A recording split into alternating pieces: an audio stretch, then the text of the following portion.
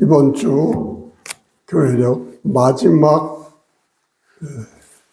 세 번째 주일입니다. 그러니까 이제 교회력이 새로 시작하기 이전 우리 세 번째 주일을 맞이하게 되는데, 오늘 본문 구약은 아모스 5장 18절부터 24절까지고 시편은 70편, 그 다음에 데살로니가전서 4장 13절부터 18절까지, 그리고 마태복음의 25장 1절부터 13절까지가 오늘의 본문입니다. 오늘 전체 본문 말씀을 간단히 우리가 묵상하면서 저는 어리석은 사람 그리고 슬기로운 사람, 이렇게 제목을 정해 보았습니다. 우리 마태복음 25장에 보면은 신랑을 준비하는 신부 들러리 10명에 대한 비유가 나옵니다. 언제 신랑이 올지 모릅니다. 그러나 그들은 기다리다가 모두 졸게 되지요.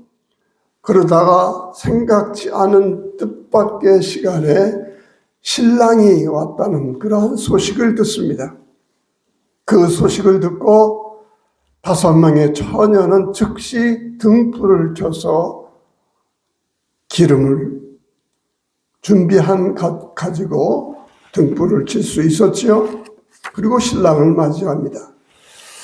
그런데 5명의 처녀들은 기름을 준비하지 못해 등불을 밝히지 못하고, 그리고 결국은 뒤늦게 등불을 마련하지요. 그러나 신랑은 아주 냉정하게 이야기합니다. 문을 닫아버리고 문이 닫힌 이상 잔치 자리에 더 이상 들어올 수 없다라고 냉정하게 이야기를 합니다. 그 당시에 정확한 결혼 풍습에 대해서는 우리가 잘 알기 어렵고 또 여러 가지 의견이 있습니다. 그러나 이 말씀의 핵심은 분명하죠. 혼인잔치는 하나님의 나라를 의미합니다. 그리고 우리는 모두 이 처녀와 같이, 10명의 처녀와 같이 그 천국 잔치에 들어갈 준비를 해야 되는 사람이다. 이 처녀 10명으로 우리를 비유하고 있습니다. 그런데 그 천국에 들어가기 위해서 필요한 것이 무엇이냐라고 하는 것이죠. 보통 우리는 선과 악을 행하였을 때, 불의를 행하였을 때 우리는 심판을 받게 되고, 그리고 우리는 선행을 베풀어야 된다. 그럴 때에 우리는 천국에 갈 수 있다라고 생각을 합니다. 그런데 이 본문에 보면 전혀 다른 개념으로 얘기를 해주고 있어요. 어리석은 처녀는 못 들어갑니다. 슬기로운 처녀는 들어가게 되어 있습니다. 여기서 중요한 건 바로 선과 악, 죄와 선행, 의로운 행동, 이러한 것이 아니라 천국에 들어갈 수 있는 기준이 바로 슬기로움이라고 하는 것이고, 그리고 천국에 들어가지 못하는 사람들은 어리석은 사람이다. 그렇게 얘기를 하고 있는 것입니다. 우리가 보통 천국 그러면 그래서 죽어서 가는 그러한 곳으로 생각을 해요. 그러나 성경 전체에서 보면은 물론 우리가 그 영생에 대한 소망이 있기에 지금 그 영생의 삶을 살기 위해서 노력하는 것이지만, 사실 성경의 메시지의 중심, 예수님 메시지의 중심도 그 천국에 대한 소망을 가지고 그 천국에 들어가기 위한 자격을 갖추기 위해서 오늘 충실하게 살아야 된다. 그렇게 이야기를 해주고 있는 것입니다. 다시 한번 우리가 얼마나 죄된 삶을 살았느냐, 악한 삶을 살았느냐, 아니면 그저 우리가 모범적인 삶을 살고 남에게 칭찬을 받고 그리고 선한 행동을 쌓아서 그래서 하나님께 점수를 받고 천국에 가게 되었느냐. 이러한 기준이 아니라 우리 본문 가운데서 예수님은 단순하게 어리석게 산 사람, 그리고 슬기롭게 산 사람, 이렇게 어리석음과 지혜를 기준으로 해서 얘기를 하고 있다는 거죠. 우리 천국 잔치에 들어가지 못한 열 처녀는요, 어떤 악한 행동한 거 없습니다. 그런 거 꾸짖는 거 아니에요. 그런데 단지 등불을 켜지 못하는 그 중요한 순간에 등불을 켤 수 있었던 기름을 준비하지 못했던 것, 그리고 그것은 어리석음이라고 우리 주님은 얘기하고 있는 것입니다. 이 생을 살면서도요, 우리가 악한 행동을 하고 그저 감옥에 가고 어떤 그러한 극단적인 그러한 면에서 죄의 악, 또 천국 이런 것을 생각을 할 것이 아니라 우리의 일상적인 삶 가운데서 내가 얼마나 지혜로운 삶을 살고 있는가, 아니면 얼마나 어리석은 삶을 살고 있는가, 이 기준을 가지고 봐야 합니다. 세상 사람들 치고 자기가 어리석다 생각하는 사람들 없습니다. 정말 다 자기가 똑똑합니다. 자기에게 어리석다고 얘기하면 다 반발합니다. 자기는 나름대로 똑똑해요. 그러나 우리가 헛똑똑이라고 그러죠. 자기가 스스로 똑똑하다고 생각하는 사람들 치고 제대로 슬기로운 사람들은 그렇게 많지 않습니다. 우리가 악이라고 하는 것, 죄라고 하는 것, 그런 것 이전에 얼마나 우리가 어리석게 살고 있는가라고 하는 그 관점에서 우리의 삶을 되돌아볼 필요가 있다는 것입니다. 정말 요즘 세상에 얼마나 많은 거짓들이 우리를 유혹을 하고 있습니까? 우리 보이스피싱이 대표적인 예지만은 지금도 엄청난 돈, 엄청난 많은 사람들이 그 어처구니 없는 보이스피싱에 걸려 들어가 가지고 재산을 잃어버리고 맙니다. 여러분, 마음 먹고 속이려고 하는 사람들에게 우리가 이겨낼 재간이 없어요. 왜 어떤 사람들이 저렇게 어리석어서 저런 꾀에 넘어가느냐? 우리는 그렇게 생각하죠? 아닙니다. 우리가 정말 표적이 되고요. 그러 단지 보이스피싱과 같은 그러한 특정한 예가 아니라 우리를 어리석게 만들고자 하는 그런 많은 유혹들이 있을 때 우리는 그저 분별력 없이 이게 어리석은 일이냐, 이게 똑똑한 일이냐, 그거 구분 없이 그저 어리석음을 쫓아가게 되어 있다는 겁니다. 어리석음으로 우리는 죄를 짓습니다. 우리 잠언서 같은 경우에 특별히 경계하는 것이 무엇이냐? 어리석은 사람이 되지 말라 그러는 겁니다. 제발 지혜 있는 사람이 되라는 거예요. 지혜라고 하는 것 지식하고 다르지요. 지식은 많이 아는 겁니다. 그러나 지혜는 분별력입니다. 나를 멸망으로 끌고 가는 것이 무엇이냐? 나를 하나님 앞에 바로 세우고 세상 앞에서 바로 세우는 것이 무엇이냐? 그것을 분별할 수 있는 영적인 능력이 바로 지혜인 것이고요. 그리고 그 지혜의 근본에 대해서 우리 잠언서는 분명히 얘기하죠. 여호와를 경외하는 것이야말로 참된 지혜니라. 우리가 하나님을 믿으면서 많은 복을 누립니다. 우선 두려울 때에 또 여러 가지 어려운 상황에 믿을 분이 있거든요. 매달릴 분이 있어요. 그럼으로써 우리에게 믿음이라는 것이 얼마나 중요한 것이 모릅니다. 그 믿음이 없다고 하면 우리는 조그만 일에도 교만하고 조그만 일에도 절망해버리고 마는 그러한 삶을 살 수밖에 없는데, 그래도 내가 믿는 하나님이 있다. 얼마나 중요한 것입니까? 그러나 보다 더 중요한 것은 무엇이냐면 우리는 지혜의 기준을 이 세상에서 찾는 것이 아니라 하나님 말씀 가운데서 찾을 수 있다는 겁니다. 이 세상은 언제나 요만큼 이익을 위해서 너는 무엇을 해야 한다 얘기해요. 그리고 좀 더 지혜로운 사람들은 더 멀리 지금의 당장 이익보다는 이 이익을 참고 여기에 넘어가지 아니하고 보다 큰, 보다 멀리 있는 그런 지혜, 그러한 복, 그런 것을 바라볼 수 있는 지혜가 생기죠. 그러나 궁극적으로요, 우리는 보다 멀리 보는데 어디까지 보느냐 하면 하나님까지 보는 겁니다.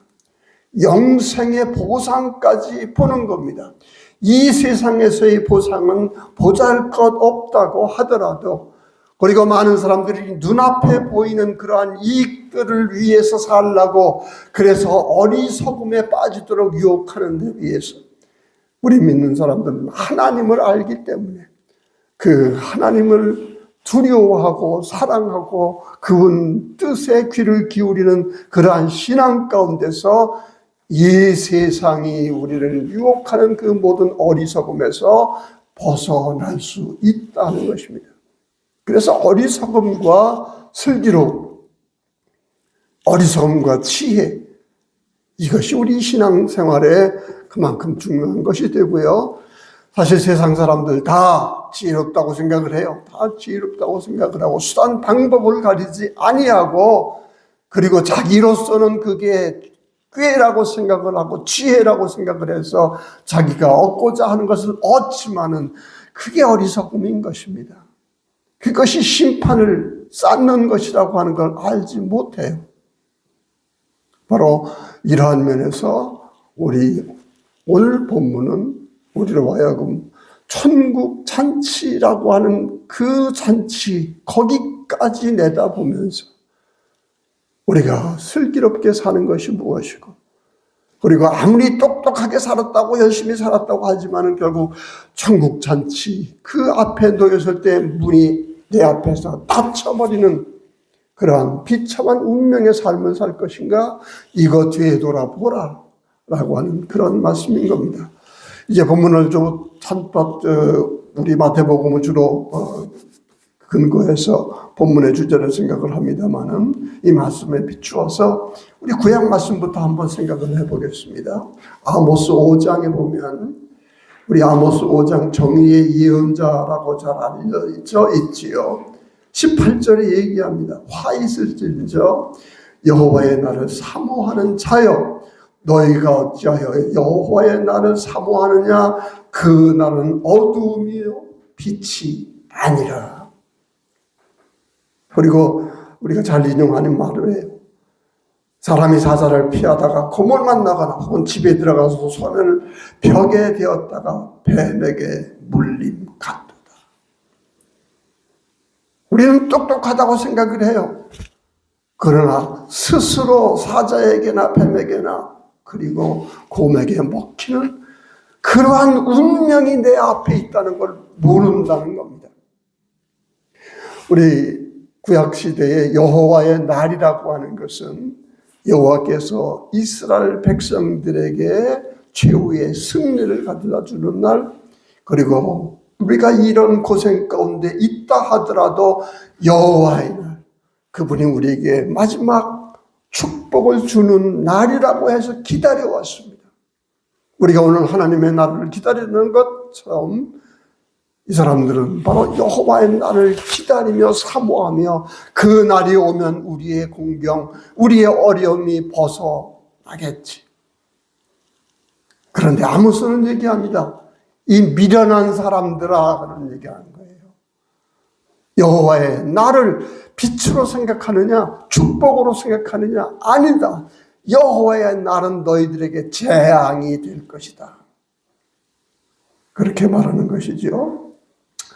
물론 이스라엘 사람들은 여호와의 날을 빛의 날이라고, 구원의 날이고 축복의 날이라고 생각할 수 있는 그런 증거를 가지고 있었어요. 왜? 자기는 아브라함의 자손이라는 것이죠. 그 다음에 5장 21절에 보면은요, 절기를 지켰습니다. 성회에 굉장히 열심을 했습니다. 번제나 소지를 열심히 드렸습니다. 그리고 그것을 가지고 우리는 이만큼 하나님 앞에서 충성된 종교적인 신앙적인 그런 백성 아니냐? 그러니 하나님께서 여호와의 날에 우리를 축복하실 것이다. 그런데 여호와, 우리 아모스는 뭐라 그래요? 내가 너희를 미워한다 그랬습니다. 네가 아무리 제사를 많이 드린다 할지라도 내가 받지 아니할 것이다. 내 노랫소리 그쳐라. 내 비파소리 내가 듣지 않을 거다. 그런데 사람들은 몰라요. 다 자기의 도취에 빠져서 하나님의 날 축복할 것이다. 내가 이만큼 열심히 제사 드리는데 하나님이 외면할 이유가 없을 것이다. 그런데 여호와께서 우리에게 요구하는 지혜가 있습니다. 그것은 뭐죠? 23절에 보면 오직 정의를 물같이 공의를 마르지 않는 강같이 흐르게 할지어다. 제사만 열심히 드리면 뭐합니까? 여호와가 내 편이라고 자기 마음대로 생각하는 그게 무슨 소용이 있습니까? 여호와 하나님은 그런 것에 속지 않는다는 얘기입니다. 그리고 너의 삶을 되돌아보라. 내가 이웃에게 행하는 일, 너희가 이 사회에서 미치는 그런 나쁜 영향들, 그것은 어찌 돌아보지 아니하고 자기 멋대로 나는 종교적인 사람이요, 하나님의 백성이요, 제사를 열심히 드리는 사람이요, 그것 가지고 하나님의 날을 빛의 날로 축복의 날로 기다리느냐. 착각에서 벗어나라. 그 얘기예요. 우리 많은 사람들이요, 우리 많은 사람이 헛된 것 자랑합니다. 헛된 것 자랑해요. 그게 재앙인 줄 몰라요. 부끄러움인지 몰라요. 그런데 그걸 가지고 교만하고 그것 가지고 자랑합니다. 여러분, 도둑 세계에서 도둑들 잘하는 사람은 자기 자랑합니다. 여러분. 폭력배들 가운데서는 자기 주먹이 세다고 자랑해요. 그게 우리 인간 세계예요. 하나님 보시기에 얼마나 어리석은 자랑입니까? 얼마나 어리석은 교만입니까? 제가 몇 번 얘기합니다만 악한 사람들이 형통한 경우가 있어요. 보라, 내가 악한 기획을 세우면 그게 늘 성공한다. 내가 얼마나 똑똑한 줄 아느냐. 그게 저주고 그게 멸망인 줄을 모르는 겁니다. 하나님이 택한 백성이라고 한다면 하나님은 조그만 죄를 지어도 그에게 경고를 줍니다. 아픔을 줍니다. 가시를 줍니다.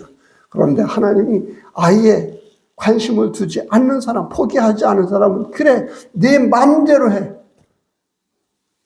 그래서 잠언서에 보면 악의 형통이 곧 죄인이라 그랬습니다. 로마서에서도 보면은 내가 너희들 그대로 내버려 두겠다 그래요. 포기하겠다. 여러분, 이것처럼 무서운 말이 어디 있습니까? 더 이상 너의 어리석음에 대해서 내가 어떻게 할 수가 없다라고 하는 거죠. 결코 깨닫지 못하는 너희들 어떻게 내가 되돌릴 수 있겠느냐라고 하는 그러한 말씀을 얘기하고요. 우리는 그러면서 하나님의 복, 우리의 자랑거리, 우리의 교만함, 또 우리가 복이라고 생각하는 이 모든 것들, 우리의 권위라고 명예라고 생각하는 모든 것들, 그것이 우리에게 재앙이 되고 있다고 하는 그런 부분을 너희들은 깨달아라. 이게 다 어리석음에서 나오는 것입니다. 우리 시편에서는 보면 탄원시가 나옵니다. 하나님이여 나를 건지소서, 여호와의 속히 나를 도우소서. 지금 나의 영혼을 찾는 자들이 수치와 무한을 당하게 하시며 나의 상함을 기뻐하는 자들이 뒤로 물러가 수모를 당하게 하소서. 지금 이 시편 기자는요, 자기를 끊임없이 괴롭히는 사람들이 있어요. 아마도 신앙 때문에 그럴 거예요. 이 세상에서 하나님 뜻대로 올바로 살기 위해 노력하는 자기들에 대해서 이 세상 악한 사람들이 가만두지 않는다는 것을 지금 얘기하는 것일 줄 몰라요. 지금 공경에 있습니다. 위협을 당하고 있습니다. 여러분 착하게 살려고 하면, 여호와의 뜻대로 살려고 하면 우리가 견뎌내야 할 그런 많은 일들이 있는 겁니다. 그런데 이것을 오늘 주제와 관련해 생각을 해볼 때에 이 시편 기자의 탄원의 기도는 우리가 지혜로운 사람의 한 예를 볼 수 있는 겁니다. 지금 이렇게 많은 공경을 당합니다. 편하게 살면 그저 그들 편이 되어버리면 되는 거예요. 이 세상 사람처럼 살면 되는 거예요. 그러나 이 사람은 뭐라 그래요? 이 어려운 공경, 이 가운데서도 하나님의 뜻이 무엇인가? 하나님의 백성으로 사는 것이 무엇인가? 비록 그것으로 인해서 고난을 당하고 공경을 당하고 두려움을 당한다 하더라도 그는 뭐가 지혜로운지 뭐가 어리석은지 분별하기를 원하는 겁니다. 그러면서 그는 신앙을 고백하죠. 주를 찾는 모든 자들이 주로 말미암아 기뻐하고 즐거워하게 하시며 주의 구원을 사랑하는 자들이 항상 말하는 하나님은 위대하시다 하게 하소서. 이건 신앙 고백이에요. 기도하는 거예요. 여기에는 이미 이 사람의 삶의 태도가 있습니다. 삶에 대한 결단이 들어 있어요. 주를 찾는 자가 되어야 한다. 하나님으로 말미암아 기뻐해야 된다.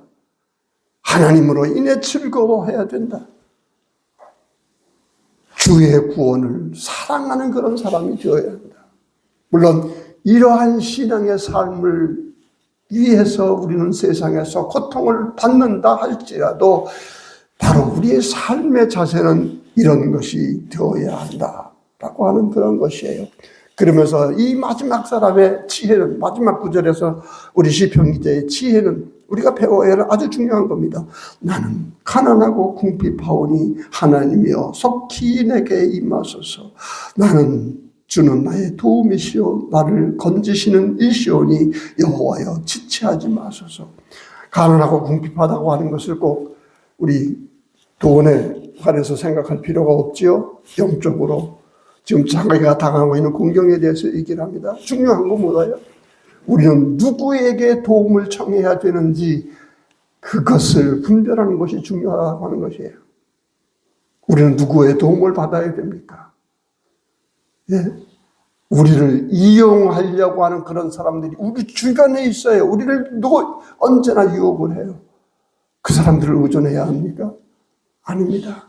우리는 그런 사람들을 넘어서서 우리가 의존하게 될 그런 하나님을 찾고 그 앞에서 언제나 우리는 나의 지혜 없음을 그리고 나의 가난하고 궁핍한 이러한 형편을 알고 하나님 나를 도와주옵소서. 여러분 우리의 중요한 기도문입니다. 하나님 나를 도우소서. 여호와의 나를 도우소서. 나를 불쌍히 여기소서. 이게 지혜 있는 사람들의 입에서 나오는 겁니다. 예배 순서에 나오는 그런 이야기가 아니라 우리의 삶 가운데서 지혜로운 사람들만이 할 수 있는 그러한 고백이라고 하는 것이죠. 우리 데살로니가 전서를 넘어갑니다. 데살로니가 전서 4장 13절 18절에서도 이번 주제와 관련해 함께 생각할 그 주제가 있어요. 데살로니가 교인들은 아주 초신자들입니다. 그런데 이 데살로니가 교인들 가운데는 예수님이 다시 오겠다고 하는 약속에 대해서 혼란을 일으켰습니다. 그들은 예수님이 곧 다시 온다고 생각을 했어요. 자기들이 살아있을 동안에 오신다고 생각을 했어요. 그런데 인내하면서 그리스도를 기다리면서 사는 가운데 죽는 자들이 발생하는 겁니다. 그럴 때 그들은 의심하게 돼요. 아니 예수님이 곧 오신다고 약속을 해서 우리를 함께 데리러 간다고 하셨는데 아니 그동안에 죽는 사람들은 어떻게 될 것이냐.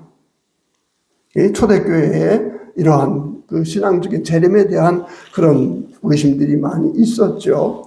바울은 단순하게 재림에 대한 재림이 어떻게 될 것인가 그런 부분에 대한 것을 설명하려고 하지 않습니다. 그날은 언제인지 모른다. 그 대신 그날을 준비하면서 지금 충실하게 살라. 그리고 보다 중요한 것은요, 죽었다고 하더라도, 예수님 오시기 전에 죽었다 하더라도 신앙 가운데서 인내하며 살다 죽은 사람 결코 하나님이 내버려 두시지 않으리라. 주님이 오시는 날 그들이 너희보다 먼저 깨어나리라 라고 얘기하는 겁니다. 여러분, 이게 부활신앙이에요. 이게 부활신앙이고, 그래서 우리의 지혜 어디에서 멈추는 게 아니에요. 죽음에서 멈추지 않습니다. 우리의 지혜는 죽음을 넘어서 하늘나라를 소망하고, 그 하늘나라의 소망 때문에 지금 닥치고 있는 그러한 모든 위협, 심지어 죽음의 위협까지도 넘어설 수 있다라고 하는 그러한 이야기입니다. 우리 나중에 데살로니가 보면은 그래요. 예수님이 곧 오실 텐데 일할 필요가 뭐가 있느냐. 그럴 때 바로 사도 바울이 한 얘기가 뭐예요? 일하기 싫거든 먹지도 말라. 지금 중요한 거예요. 지금이. 언제 죽음을 당할지 몰라도 우리의 신앙은 거기에 멈추지 않습니다. 그 너머까지 있다라고 하는 걸 얘기해요. 그렇기 때문에 우리는 언제 올지 모르는 그러한 천국의 소망을 가지고 현재를 충실하게 살아야 된다. 바로 이 메시지가 오늘 데살로니가 전서에서 오늘 주에 같이 얘기를 하는 겁니다. 다시 말합니다.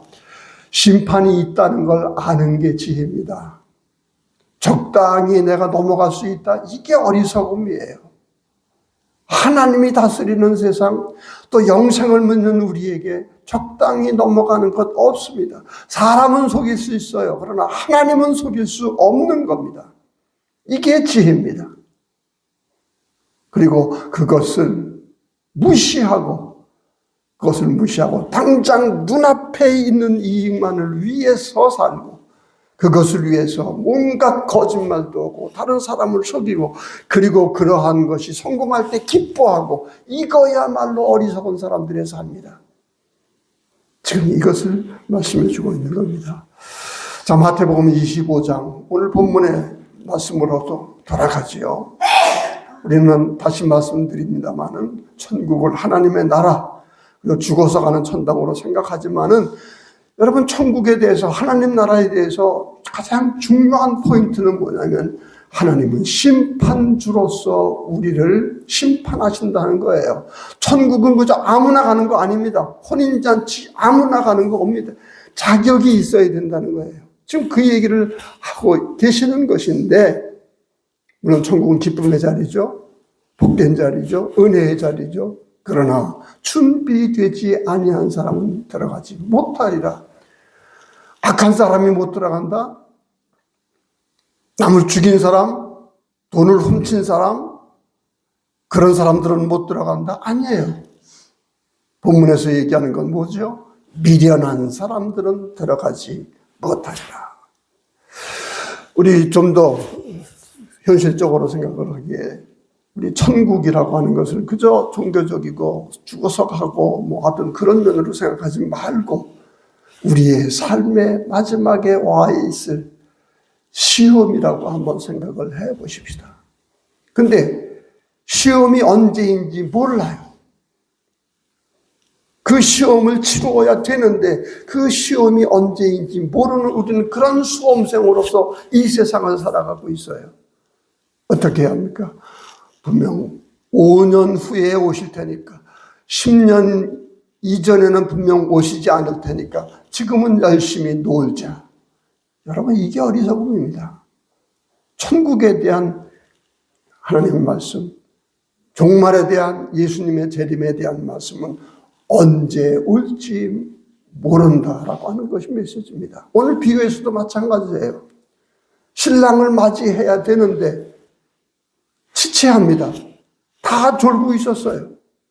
언제 올지 모른다라고 하고, 우리 마지막에서도 깨어있으라. 언제 올지 모른다. 도적같이 온다.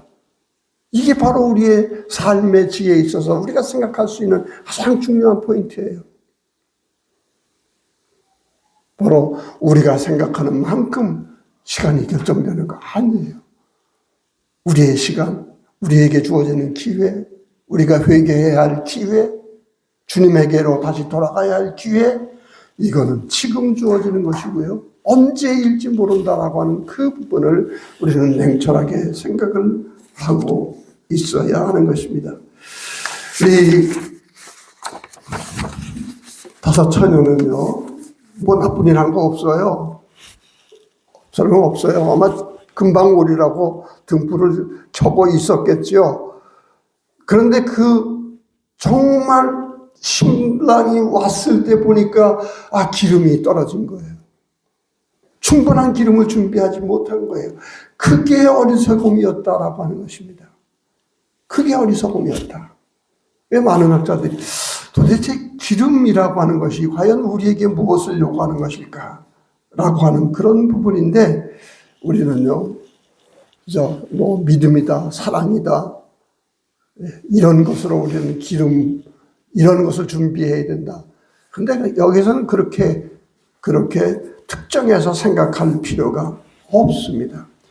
우리의 삶 속에, 지금 현실의 삶 속에 하나님이 요구하시는 게 있습니다. 그 요구하는 그것에 충실한 삶, 이것이 우리에게 기름이 될 것입니다. 이 기름이 지금 와도 우리는 천국의 문에 들어갈 수 있을 정도의 그러한 우리의 삶의 자세가 되어야 한다는 것이죠. 기름 조금 늦게 준비했다가 꽉 문을 닫아버리고 너는 못 들어와. 이거 너무한 거 아니냐. 그러나 이게 비유입니다. 하나님의 나라는 냉정합니다. 하나님의 심판은 냉정합니다. 하나님 그러시죠. 나중에도 나옵니다만 주여 주여 하는 자마다 천국에 들어갈지 아니다라고 얘기했어요. 내가 주님의 이름으로 병을 고쳤고 마귀를 쫓아왔고 기적을 행하였습니다. 그거 가지고 천국에 못 들어가. 하나님이 정하시는 겁니다. 하나님의 기준에 따라서 막아놓으면 우리는 절대로 들어갈 수 없어요. 그렇기 때문에 지금 우리는 지혜를 구해야 돼요. 지금 우리를 향한 하나님의 뜻이 무엇인지를 우리는 기다려야 한다는 겁니다. 여러분, 언제나 우리는 자꾸 미뤄요. 저도 뭔가 자꾸 미루는 그런 버릇이 있는데요. 지금 우리 성경에서 계속 얘기하는 것이 구원의 때가 언제냐? 기름을 준비할 때가 어느냐? 우리 시편, 히브리서 계속 반복해 얘기합니다. 오늘이라 부를 때에. 정말 하나님이 주시는 결정적인 기회가 언제입니까? 우리가 결정할 수 있는 거 아니에요. 우리 히라보로 시간을 둘로 나눠요. 크로노스하고 카이로스라고. 우리는 잘 압니다. 카이로스라고 하는 건 우리 루터도 많이 사용한 것인데, 신화에 나오는 얘기예요. 카이로스는 번개신을 신고 가요. 번개신을 신고 우리 곁을 지나가는데 앞머리는 깁니다. 그런데 뒷머리는 없어요. 그리고 지나가는 건 번개같이 지나갑니다. 지나가 버리면 그만이에요. 이게 카이로스인데, 바로 카이로스로 시간이 올 때에 바로 앞에 있을 때 그 앞머리를 붙잡지 아니하면 우리는 지나간 뒷머리 붙잡을 수 없이 지나가 버린다는 거예요. 이걸 기회라고 얘기하는 겁니다. 등불은요, 기회를 놓치지 않고 쌓아놓는 등불이 기름입니다. 등불이에요. 언제나 우리에게 기회가 주어지는데 그 기회 언제나 놓쳐버리고 그리고서는 아무것도 준비하지 못합니다. 그때가 언제가 되어야 될까요? 언제인지 모른다는 게 문제입니다. 이 기회, 하나님이 분명히 심판하실 것이다. 우리의 삶은 그저 적당히 살다가 죄로 인해서, 악으로 인해서 형통하게 살아도 그냥 수단 방법 가리지 아니하고 그러다 살다가 죽으면 된다. 이 삶의 현재 삶 모습조차 취할 수밖에 없는 그런 삶이에요. 똑똑한 삶이라고 하면 하나님이 심판하실 것이고, 우리의 삶의 노력에 대해서는 지금 아무리 고통이 있다 하더라도 보상이 있을 것이다. 그리고 그것을 위해서 자격을 갖추어야 된다. 등불을 마련해야 된다. 기름이 충분히 준비되어야 된다. 언제 그러면 그것을 하느냐? 언제 오실지 모른다는 겁니다. 그러기에 지금이 중요하고 그리고 그 충분히 주님께서 원하시는 등불의 기름을 위해서 우리는 하나님의 뜻이 무엇인지, 지금 우리에게 원하시는 것이 무엇이고, 그리고 그것을 행할 수 있도록 하나님이 주시는 축복이 뭐고 은혜가 뭐고 성령의 능력이 무엇인지 지금 잡을 수 있어야 한다는 겁니다. 그거 놓쳐버릴 때 우리는 아무런 것도 준비하지 못한 채 문 앞에서 쫓겨나리라. 이게 바로 오늘 본문 전체 가운데서 얘기해 주는 슬기로운 삶, 어리석은 삶이라는 얘기입니다. 말씀을 맺습니다. 슬기로운 사람 되시기 바랍니다. 하나님께서 하나님의 뜻 안에서 슬기로운 사람이 되고요. 그저 이 세상의 잡다한 목소리로 거기에 휘말리면서 어리석은 사람이 되지 않기를 바랍니다. 아멘.